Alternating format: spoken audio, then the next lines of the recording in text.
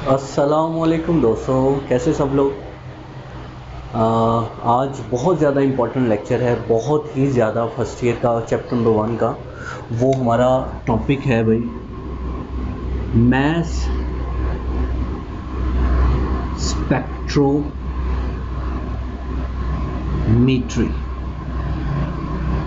Math spectrometry, इसके बारे में हमने आज जो है वो डिस्कशन करनी है। मैथ स्पेक्ट्रोमीट्री क्या है?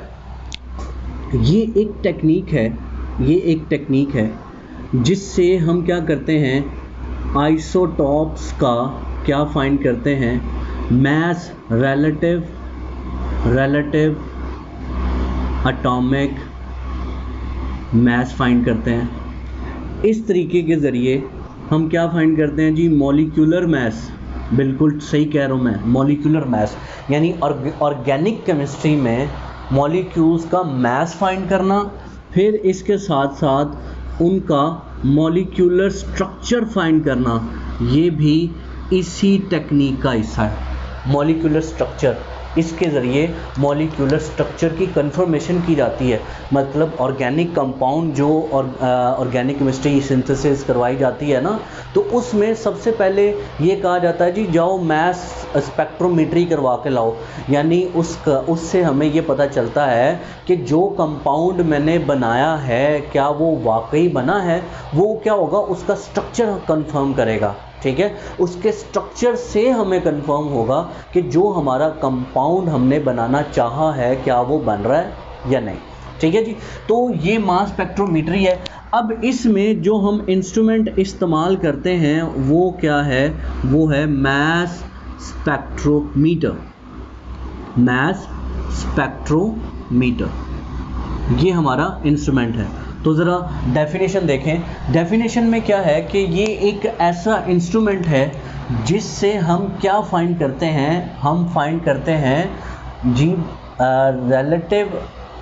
रिलेटिव मास फाइंड करते हैं, रिलेटिव एटॉमिक मास, यानी यहाँ पर हम इसको कह लें एग्जैक्ट मासेस फाइंड करते हैं। किन के? आइसोटॉप के। क्योंकि बुक में ये डेफिनेशन है तो हम इसको इसी तरह ही डिफ़ाइन करेंगे कि ये वो इंस्ट्रूमेंट है जो कि क्या करता है, आइसोटॉप का मास फाइंड करता है, एग्जैक्ट मास फाइंड करता है। किस बिना पर? उनके मास बाय चार्ज रेशो के बिना पर। यानी इसका जो काम है वो सिर्फ और सिर्फ मास बाय चार्ज रेशो के बिना पर मास फाइंड करना है।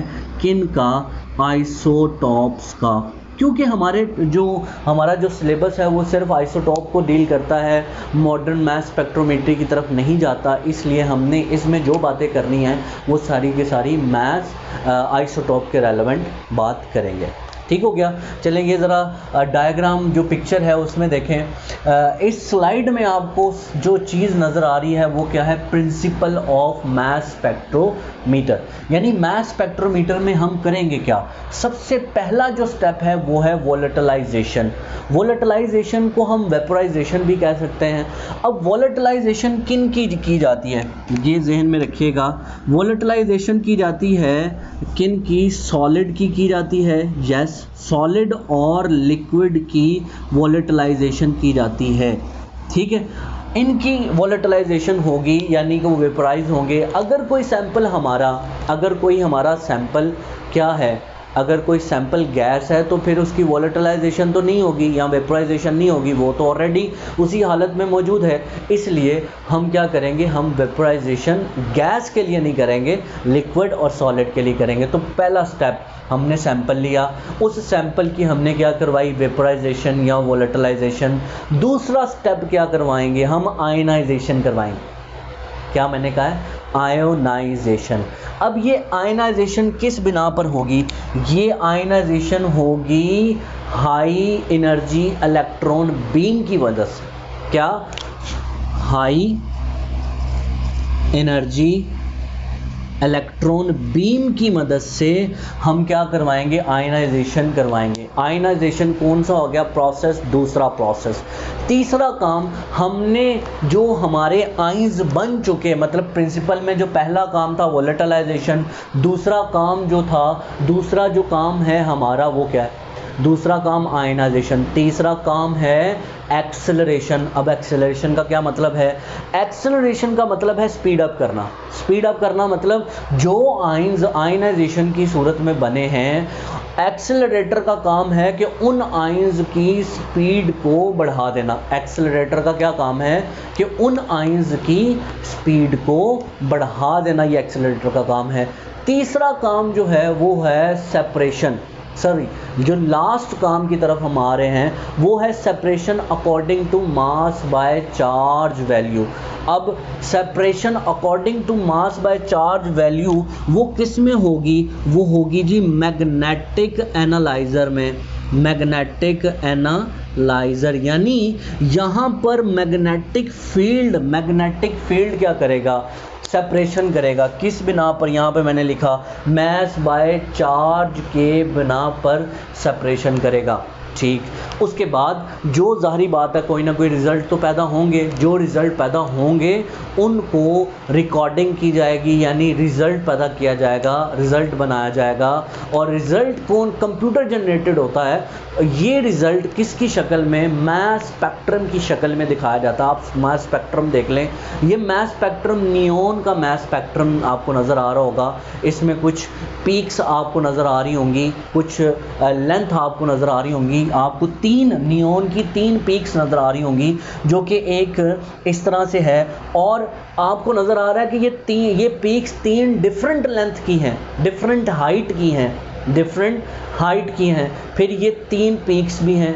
ठीक है, तो मास स्पेक्ट्रम जो है, मास स्पेक्ट्रम वो आप देखें कि ये जो रिलेशन बनाया गया ना, ये रिलेशन किस बिना, मतलब ये ग्राफ क्या होता है? इसमें एक्स एक्सिस पर हम क्या कहते हैं? हम क्या लेते हैं? एक्स एक्सिस पर लेते हैं हम मैसेज और यहाँ पर है रिलेटिव अबंडेंस, यहाँ ली जाती है। अच्छा, अब देखें ये जो हाइट आपको नज़र आ रही है, ये हाइट, ये और ये जो हाइट आपको नज़र आ रही है, ये हाइट क्या है? ये रिलेटिव किसको? रिलेटिव अबंडेंस को शो करती है। जितनी हाइट ज़्यादा होगी उतनी रिलेटिव अबंडेंस ज़्यादा होगी, यानी वो उतना ज़्यादा पाया जाएगा। अच्छा, ये जो नंबर ऑफ पीक्स हैं, ये और ये, यानी यहाँ पर कितनी पीक्स हैं? 3 पीक्स आपको नज़र आ रही हैं। इसका मतलब है देयर आर 3 आइसोटॉप्स, यहाँ पर 3 आइसोटॉप मौजूद हैं। ठीक है, इसके अलावा ज़रा क्लोरीन की आप क्या कहते हैं ग्राफ देखें तो उसमें भी आपको 2 पीक्स नज़र आएंगी जो कि डिफरेंट मैक्सिस पर होंगी। इसका मतलब है 2 आइसोटॉप क्लोरीन के हमें मिलते हैं। ठीक है जी, तो ये है मास स्पेक्ट्रम। तो टोटल प्रिंसिपल हमें जो रिज़ल्ट किसकी शक्ल में पेश करता है वो मास स्पेक्ट्रम की शक्ल में पेश करता है और इसमें जो सेपरेशन है वो मास बाय चार्ज रेशो के बिना पर होती है।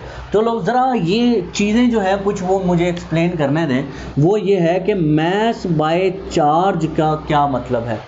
देखो, मास का मतलब है जी ये m मास ऑफ कैटाइन, यानी जो आयनाइजेशन में हमारे पास चार्जेस बनेंगे वो कैटाइन होंगे, ये उसका मास है। और ये चार्ज ऑफ कैटाइन होगा, चार्ज ऑफ कैटाइन। अच्छा, ये चीज़ गौर करनी है कि मास स्पेक्ट्रोमीटर के अंदर ये जो चार्ज है ना, ये होता है फिक्स्ड होता है, यानी हम कोशिश करते हैं कि जो भी हमारे कैटाइन बने वो सारे के सारे यूनिपॉजिटिव हों, यूनिपॉजिटिव।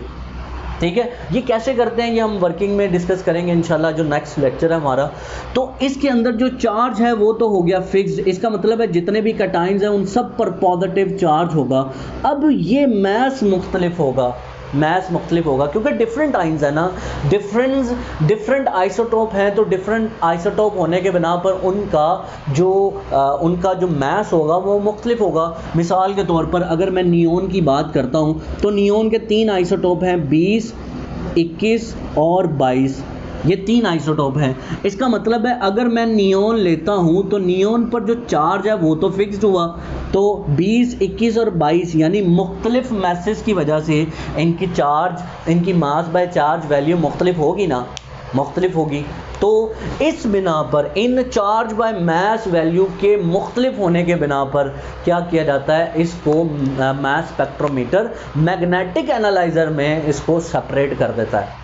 और फिर जब वो जाकर आगे डिटेक्टर वगैरह या आयन कलेक्टर को टकराता है तो फिर उस सूरत में क्या होता है, हमारे पास रिज़ल्ट आता है और वो स्पेक्ट्रम की शक्ल में, मास स्पेक्ट्रम की शक्ल में रिज़ल्ट होता है।